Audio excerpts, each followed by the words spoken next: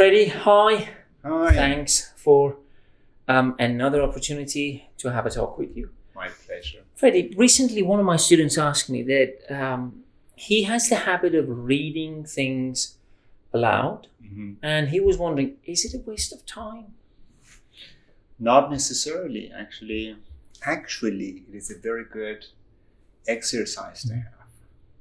As long as you understand that it is not just reading comprehension, it is a lot more than that. And I really recommend it. I really, really recommend it. Now, the activity is called reading out, all right? But in order to benefit from this activity, there are a number of things that you have to remember. Firstly, choose a passage which is a little bit easier for you to understand, a little bit lower than your level of comprehension, all right? Something that you're absolutely comfortable with, something that you understand almost 100% or perhaps 100%. And then what you need to do is that read the passage silently several times, all right? Read it from the beginning to the end. Now, I really recommend, especially working with descriptive passages or narrative passages, like simplified short stories or descriptions of events. Somebody went out shopping, this happened, they bumped into a friend, something happened, something like that. A narrative in which you have perhaps a part in which you're describing an event and then you have a little bit of dialogue, something like that. Of course, you can try with a variety of texts. So something which is easier than usual, and it is fun also and interesting. So you read it several times. If there is any word or phrase you're not sure of, look it up in a dictionary. Especially if you're not sure of pronunciation, make sure you check the pronunciation. All right. And it's very easy these days. Absolutely. Dictionaries, they all have the pronunciation. Yeah, absolutely. You can even listen to example sentences on dictionaries. Longman, great for this. You can listen to all their example sentences, and the whole thing is free. It's just available online. Something that most students ignore. Right. Very, very good point. So check the dictionary of everything. Make sure that you know the pronunciation of everything. But then you have to understand the passage, all right? So read the passage silently several times, all right? And then decide how you want to just perform it. Reading out is a kind of performance. Imagine you were an actor. Imagine you were an anchor person on TV, for example, giving news. Of course, it depends on the text, right? But you want to just put some emotion into it. You want to just perform it. And at the beginning, when you start with this activity, you may exaggerate a little bit. And that's absolutely fine. It's okay, all right? Your performance, your reading out may be a little bit exaggerated, which is absolutely correct, all right? You go, for example, once upon a time in a place far, far away, and you do all these exaggerations in pronunciation and everything, but that is absolutely okay, all right? It's a good idea to feel the passage, to get the mood of the passage, to get the tone of the passage, and then read it out slowly. Don't try to do it quickly, all right? Because I know many people have this idea of if I speak quickly, if I read quickly, it shows that I'm fluent or I'm very skillful. But what is the use of speaking very quickly or reading out very quickly and making a lot of mistakes, guys, right? So do it slowly, but naturally, not very mechanically. You can exaggerate in your pronunciation a little bit, in your performance especially a little bit, and do it a number of times until you're absolutely fine. Now, one good thing to know is that you can read out a passage well even after practice, when you have really understood the passage, all right? Okay, usually even if you're a native speaker, they give you a passage for the first time and they ask you to read it out. I'm not saying this may happen all the time, but usually you may make a mistake, all right? You see that you pause in the wrong place, or you you produce the wrong intonation, all right? But when you read the passage a number of times and you really understand, okay, I have to, for example, I don't know, rise in my intonation or fall in my intonation, or I should say something a little bit louder, or perhaps I should pause, or I should just go faster here because you're performing. Mm-hmm. It can be really, really fun. So this is something you do. You perform it, you read it several times silently, you make sure you understand everything, you know the pronunciation, and then perform it. Okay, read it out, read it aloud. Okay, and it's a good idea to record yourself. Okay, you can That's absolutely something I wanted to say. Right. All the students say that, well, I don't have good microphone, I don't have a good recorder. So you have your phone, come on. Exactly. Use your phone. You've got your smartphone, guys, and perhaps you're watching us on your smartphone right now. Exactly. Right? Most Exactly. probably. So, okay, the most important thing is, guys, don't wait for instruments. Don't wait for opportunities. Start. That's the most important thing. When you start, then there is something you can work on. There is something you can improve. There is something you can fix. There is something you can better. Remember, it's never possible to fix a blank page. All right, just remember that. All right, so just go for it. Have fun with it. Record yourself and then listen to yourself. Now, one good tip or a bonus tip actually is that you can choose something which is read by a native speaker before. And I think the best example of this would be a piece of a book for which you have the audiobook performed by a native speaker. Usually these are actors.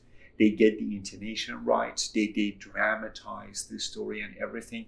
But it is possible to listen to the reading out, to the audiobook, that excerpt or extract of the story, or you can work on this yourself and then compare your pronunciation, compare your reading out with the native speaker's performance. Now, what are the benefits of reading out? Because this was your question, right? Yeah, exactly. So what will it do for me? Exactly. So what are the benefits of reading out? Now, reading out, like many other activities, is an integrative skill.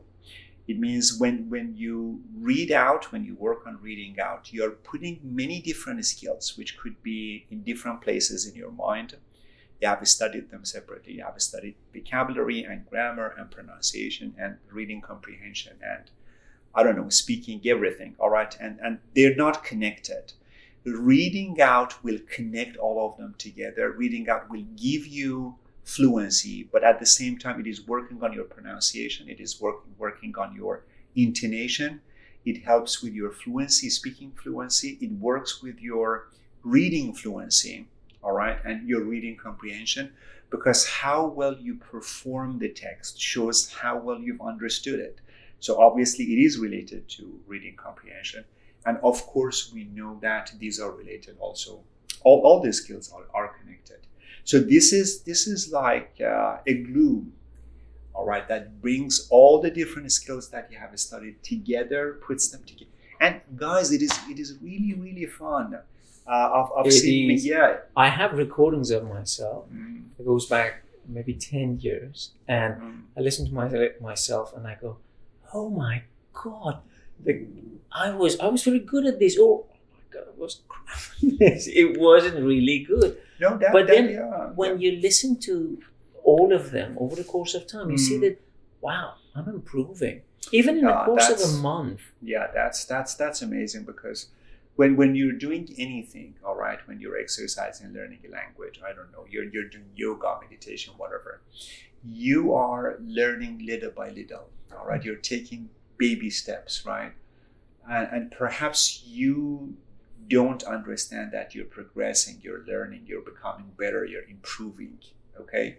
But when you record different stages of your development, of your growth, of your learning, and then you go back and you look at them and you listen to them or read something that you wrote in the past, then you see, wow, this is really bad, But then it means that now I'm a lot better. All right, I have learned a lot, which is absolutely amazing, and it boosts your confidence. All right, it keeps you going, which is absolutely amazing, because perhaps we'll talk about it later on. But that is one problem many people have. Many people do not become fluent speakers, or perhaps they cannot get good scores on the examinations they need to take, because they give up, because they feel that, okay, I'm not learning this, I'm not doing good enough, I'm not working on what I'm supposed to do, this is useless, or perhaps I'm not getting there. So all these things may happen, and when you do it, yeah, absolutely, that's absolutely great. Yeah. Little by little, it is a little bit. In the beginning, it's very daunting. It's very difficult, and especially if you're not comfortable with the way you sound, the way you pronounce things. The first time you record yourself and you listen to yourself, you absolutely hate it. And everyone hates. Oh my God, do I sound like this? Yeah. What the hell is this? And one more thing students usually do, and it was true about myself. Whenever I was reading silently, I was like, yeah, I'm very confident. I can read this out. I'm okay. I'm sure I can read it out loud without any problem. But the second you try, then you notice that, I don't know the pronunciation of these words. I'm not sure about this. You doubt yourself. You're in the middle of a sentence and you go, I think I'm reading it wrong. And it's amazing that those moments for me were really valuable, because then I realized that, okay, I need more practice. And in the beginning for me, sometimes students say when they speak, they do this. I was like, does it hurt? Yeah, a little bit. It was true for me too. It was a little bit in the beginning. I think we're using, I don't know, maybe I'm wrong here, but for me, I think probably we're using different muscle movements when we're speaking. No, you're in my language and in English. No, you're absolutely right. I was not used to that. Yeah, I don't remember the exact number actually, but I think in the production of any language speech, you're using over 50 different muscles, all right? And you have different sounds in different languages. And even in languages in which you have similar sounds, the combinations of those sounds could be different. The structure of the syllables could be different. You know what I mean? So if you speak one language, your mother tongue, then all the muscles are used to certain movements, all right? And when you're learning in other language, you need to produce other sounds and other combinations of sounds. And that's why, of course, you need to adapt. Your muscles should learn. It is like exercise, right? Physical exercise. For example, if you're a tennis player and now you want to play soccer, it is still another sport. You're using muscles, but now the movements are different. Yeah. It's not a matter of exactly. I'm not ready. Exactly. I'm not fit enough. Exactly. But you find it difficult in the beginning. Exactly. Amazing. Another great tip, Freddie. Yeah, thanks a lot. Thank you. Thanks to your student. Yeah, and I hope that they like, take it into account. Try it. If you don't try it, you'll never know. In the beginning, it is a little bit challenging. You may not be happy with it, but I'm sure if you continue, you will see results, and you will definitely absolutely. Guys, try it out. Choose something that you really like, some kind of story, perhaps. The passage should be short, all right? You don't have to start reading out a book from the beginning. Perhaps someday you will have an audiobook. That would be absolutely amazing. Send us the link. Yeah, exactly. Try it out. Tell us about your experience. Definitely. Right? That's amazing. Definitely. All right. Thank you, guys. Thanks a lot, Freddie. Thank you. Thank you, guys. See you in the next video. See you. Bye-bye, Take care. Guys.